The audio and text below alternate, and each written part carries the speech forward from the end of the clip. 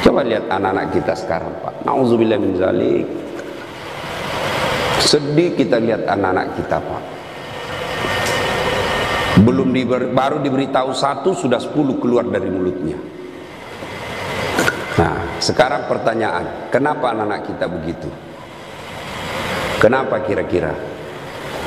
Apakah sepenuhnya salah anak? Tidak. 90% salahnya orang tua mendidik anak kita. Salah dari mendidik.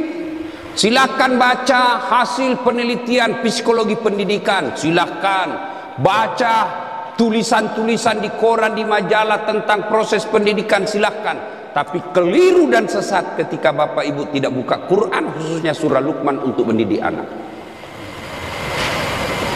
Kita baca riset rujukan dari Eropa, rujukan dari Amerika, tapi kita tidak pernah buka Quran dalam mendidik anak. Hakul yakin, kalau kita jauhi Quran mendidik anak, maka anak kita bisa jadi cerdas, bisa jadi jabatan tinggi, tapi tidak tahu sopan santun kepada orang tuanya. Kan orang tua kita sekarang merasa hebat kalau anaknya pintar bahasa Inggris. Ustadz, itu anaknya hebat betul tetangga saya. Kenapa? Itu belum SD itu Ustadz sudah lancar bahasa Inggris. Apa hebatnya? Banyak yang begitu. Masa banyak Ustadz? Silakan bapak-bapak ke Inggris. Tanya Pak Menteri. Tanya Pak Menteri. Itu anak-anak di Inggris dari kecil ya bahasa Inggris, Pak. Bener. Ayo. Meskipun dia lancar bahasa Korea, bahasa Inggris, kalau berdoa dia pakai bahasa Inggris. Oh my God, please help me my mother. Pasti dia pakai bahasa Bugis juga kalau dia orang Bugis. Ya kan? Ngapain, Pak? Maka didik anak kita Quran kembalinya. Satu kisah, Rasulullah ke suatu tempat. Dalam perjalanan ke tempat tersebut, Nabi melewati pemakaman. Nabi lalu bersabda, langkahkan kakimu dengan cepat ketika lewat pemakaman. Seluruh sahabat mempercepat langkahnya. Sampai Nabi di tujuan. Selesai urusan, balik lagi dengan rute yang sama. Lewat di pemakaman, seluruh sahabat melangkahkan kaki dengan cepat. Karena tadi diperintah cepat, tanpa perintah Nabi, percepat langkah. Nabi katakan, tidak usah, kau santai aja jalan. Ya Rasulullah, tadi pergi disuruh cepat, sekarang kau tidak. Kata Nabi, tadi itu andai kau diberi telinga seperti pendengaranku, tadi itu waktu pergi disiksa ini orang dalam kubur. Saya tidak mau lama-lama mendengarnya, tidak tega saya mendengar dia disiksa, maka saya mau jauh supaya saya tidak dengar. Waktu pulang tidak lagi. Kenapa?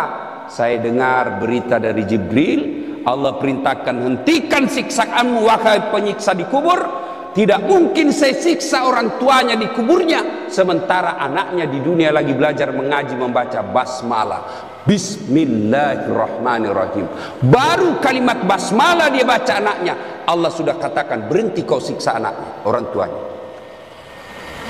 Nabi tidak mengatakan, saya dengar anaknya kursus bahasa Inggris, anaknya kursus aritmatika, anaknya kursus komputer. Tidak, tapi apa?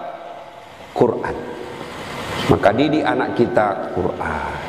Bapak ya, itu dosa anak-anak yang masih sekolah. Kalau kita ini yang sudah punya istri, model durhakanya, nah, seperti tadi, lebih takut sama istrinya daripada ibunya. Ada di sini bapak-bapak takut sama istri. Berhenti kau jadi laki-laki kalau takut sama istri. Apa mau takut? Nah kita setengah mati carikan uang. Saya seriusin Pak Menteri. Coba lihat Pak. Dari pagi kita keluar mikir untuk istri, supaya dia bisa beli emas, supaya dia bisa pakai kudung yang bagus, supaya dia bisa pakai tas yang mewah, supaya dia bisa pakai sepatu yang up to date. Semua kita pikir itu. Mana pernah istri kita mikirkan kita bagaimana supaya kita pakai berlian? Tidak pernah. Kita pikir itu Pak, bukan cuma di dunia, sampai di akhirat. Makanya tidak masuk akal saya kalau ada suami takut sama istrinya. Mana mau takut? Semua kita tanggung dunia akhirat. Ya, di dunia kita tanggung AC-nya. Di dunia kita tanggung cicilan mobil. Di akhirat kita tanggung lagi dosa istri. Lalu dia kasih takut-takut kita. Pret! Bagaimana ceritanya? Lain kalau dia kasih kita modal 10 miliar. Nah, kau sudahlah, kau duduk saja. Kita takutlah nanti habis modal. Tapi kalau kita juga yang cari uang, lalu kita takut sama istri, tidak masuk akal saya. Yang ngamu Ustaz, dia pecahkan piring. Kalau dia pecahkan satu, kasih pecah satu lusin. Kenapa? Piring boleh dibeli, harga diri sebagai suami tidak boleh diinjak-injak istri. Takbir. Yang takbir pasti takut sama istrinya. Nah itu kan ada laki-laki dosa sama mertua, sama ibunya gara-gara takut sama istri. Contoh-contoh ya. Nih dapat bonus di kantor. Lalu suaminya berkata, "Ma, ini kan COVID lama kita tidak kunjungi bapak di kampung. Kita kunjung tentu bawa wabah buat ibu bapak kita. Sudahlah, ini bonus kita transfer aja. Mudah-mudahan ini bisa digunakan ibu beli makanan kesukaan, dia menikmati air usia senja." Apa kata istrinya? "Apa? Ibumu terus kawin kok sama ibumu?" Nih dong, no. Mana orang bisa kawin sama ibu? Ada kan ibu ngomong begitu, beleng-beleng. Ini asli beleng-beleng. Mana bisa pilih kok mamamu atau saya? Mana bisa dipilih antara ibu dengan istri? Ini pilihan yang tidak masuk di akal. Kalau saya istri saya bilang begitu, ceraikan saya. Sini kok saya ajar kok bagaimana isi formulir penceraian.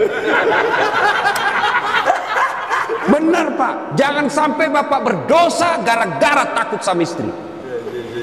Hilang berkah hidup rumah tangga kalau ibu takut sama istri berbuat baik sama orang tua gara-gara takut sama istri.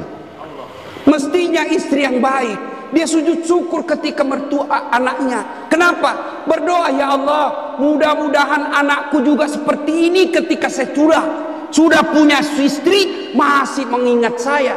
Tapi kalau dari kecil anak kita dipertontonkan tidak boleh berbuat baik sama mertua, maka begitu ibu nanti juga tua dikasih masuk panti jompo sama anak mantunya. Si mau kok. Dari ibu ya. Mestinya sujud syukur. Alhamdulillah saya punya suami perhatian betul sama mertua. Mudah-mudahan anak saya juga seperti ini. Ya Allah, terima kasih kau kirim orang tua ini. Gara-gara ini orang tua saya punya suami jadi menteri. Andai saja bukan suami ini, orang tua ini punya anak, mungkin suami saya pengangguran. Bersyukur dengan cara apa? Jangan halangi. Dan kita juga suami jangan bersebelah. Mertua juga kita adalah orang tua kita. Konsep Islam itu ada 3 orang tua. 1 ibu bapak, 2 mertua, 3 orang yang pernah mengajari ilmu. Itu orang tua kita. Maka yang baik, datang ibunya suami, istri yang kasih hadiah. Datang orang tuanya istri, suami yang kasih hadiah. Malah jangan sembunyi-sembunyi. Karena takut sama istri, masuk di dapur mamanya, "Mak, jadilah istri saya, mati saya." Beleng-beleng. Ya? Takbir. Jangan sampai bapak menjadi anak durhaka hanya karena takut kepada istri. Itu camkan itu Pak.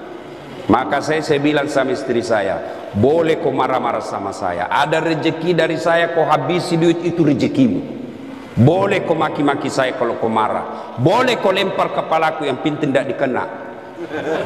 Satu yang tidak boleh saya dengar, jangan pernah kau sakiti perasaan ibu saya.